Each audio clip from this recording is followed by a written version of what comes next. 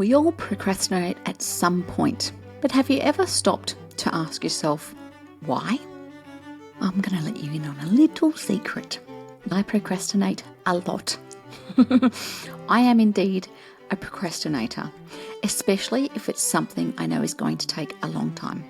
I work with one of my corporate clients and I create leadership development programs for them.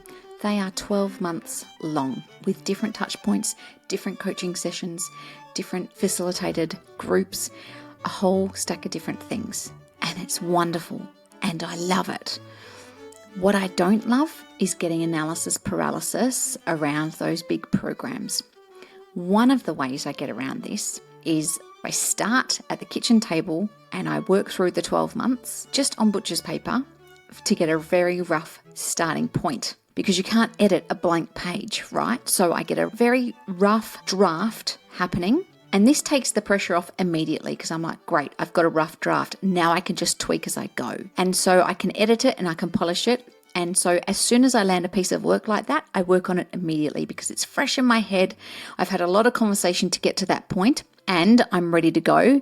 And so if I can get something down on paper, then I can come back to it and then I can feel like I'm close to done. I don't know, I just hack myself. But I think procrastination is a bit of a mixed bag. It's not always about being lazy or disorganized. Sometimes it's actually a sign that something deeper is going on.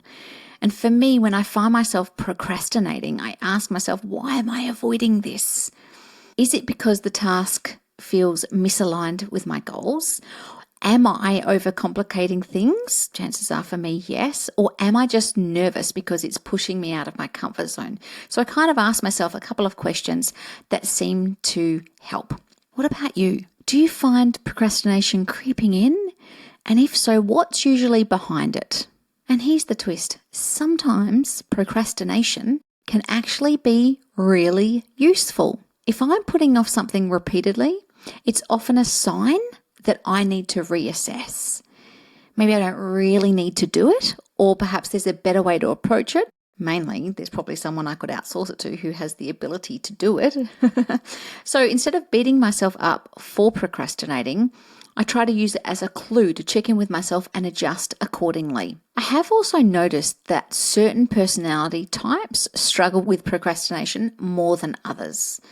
I've got some clients who absolutely thrive on that last minute pressure.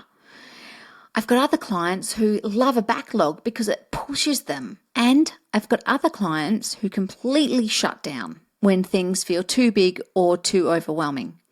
I have a client who goes to ground and I have to actually text her and say, are you okay? Because I know that things feel too big and too overwhelming for her right in that moment. Personally, I find that breaking things into those smaller, manageable steps helps me push past the resistance. And also for me, setting mini deadlines and having an accountability buddy makes a huge difference.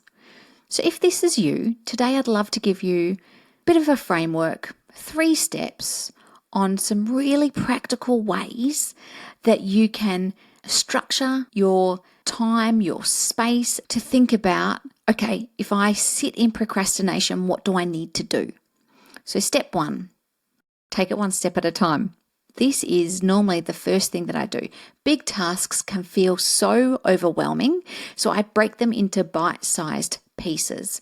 I set a timer for 10, 15, 20 minutes and I just get started. Once you're in motion, it's quite hard to stop, so you get to keep going.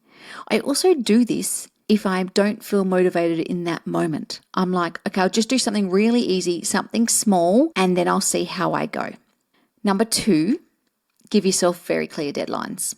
Very clear deadlines. We have to set realistic timeframes. I am as guilty as the next person about not setting realistic timeframes. And you've got to set those timeframes and for the tasks, and then you need to stick to them. So for me, I will pop it in the diary. I make sure that I allocate enough time. And like I said, when I have a big thing, I do the first draft and then I keep checking to make sure that we're polishing it as we go. And so that keeps me accountable. If accountability is the issue, find a biz buddy or a mentor to help you keep on track. It could just be that you send them an email once a week and go, this is what I'm doing, or this is what I need to do. Sometimes we just need a little nudge. That's all. Step 3, ditch distractions and celebrate the wins. So when I'm feeling a little bit procrastinatey, I will put my phone in another room. I've got an app called Coffeetivity, which is the sounds of a cafe. So I like to feel like I'm in the middle of the cafe, even though I'm getting stuff done. And so that is just white noise for me. So I ditch distractions. You need to notice on what's pulling your focus. You scroll on social media for a minute, you'll be there for half an hour.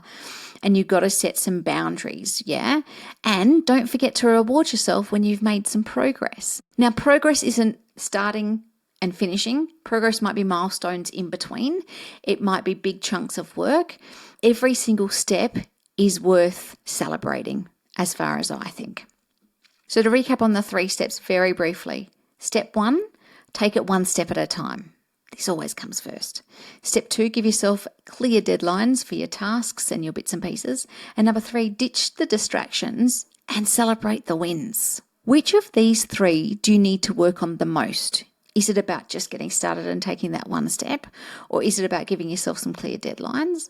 Or is it about ditching distractions? A lot of the women that I work with, it's about ditching the distractions and just getting started. They don't need to worry about the deadlines, but they need to get started and they need to move their phone out of the room. Otherwise, the distractions are very many. Just take one step today. Why don't you try putting the timer on, getting the thing done that you've been putting off? Because you'll feel so much more accomplished at the end of that. And once you've tried one of these, let me know how you go. DM me on Instagram, send me a text message, tell me you've tried it, tell me you're listening, tell me you're here. I always love to hear from you guys and gals. Thanks so much. See you next week.